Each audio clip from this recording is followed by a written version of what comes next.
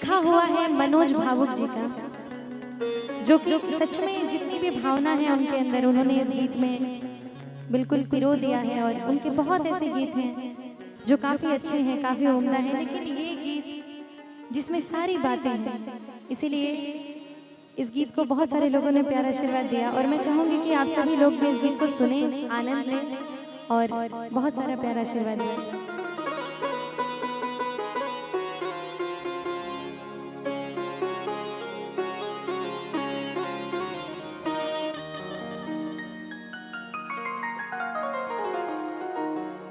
बात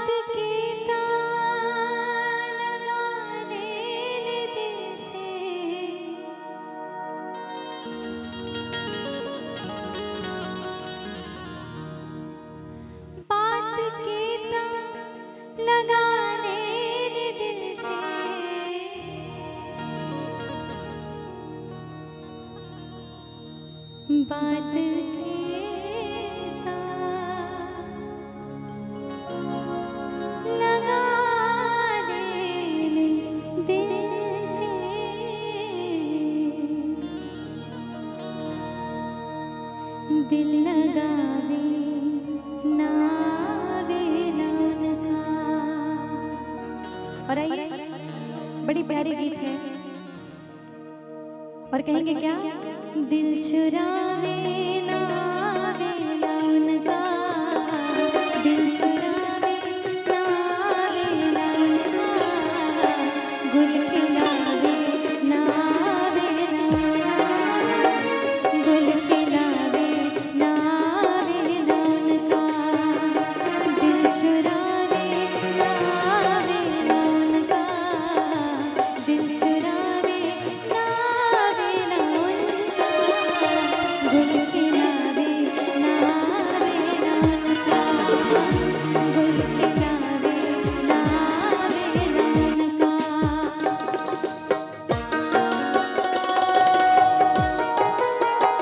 क्या बात है।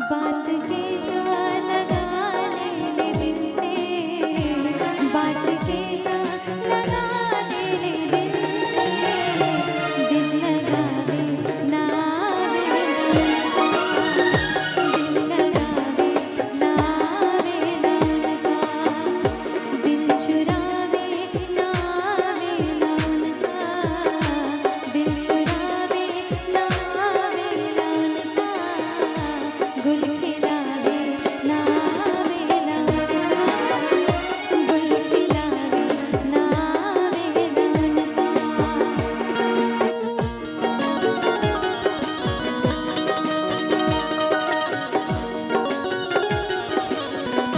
क्या बात है।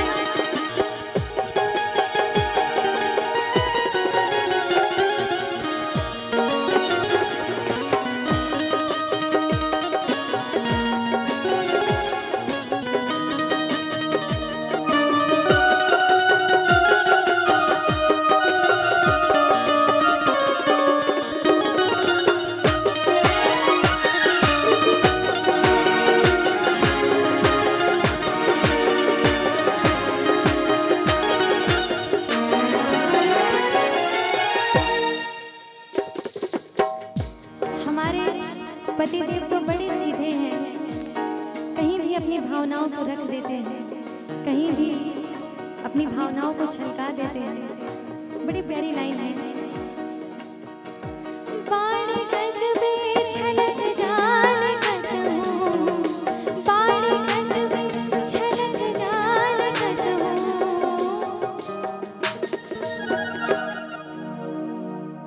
बाड़े गजबे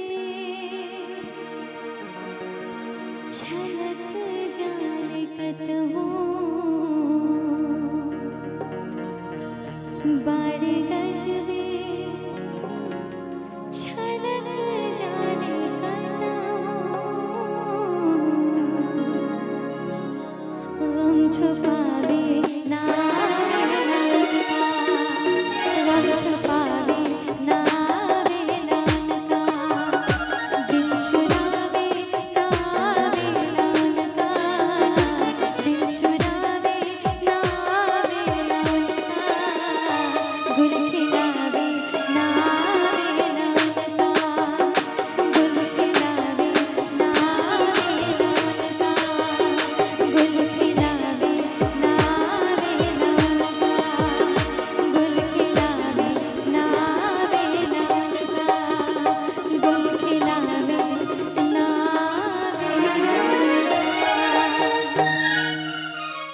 क्या बात है।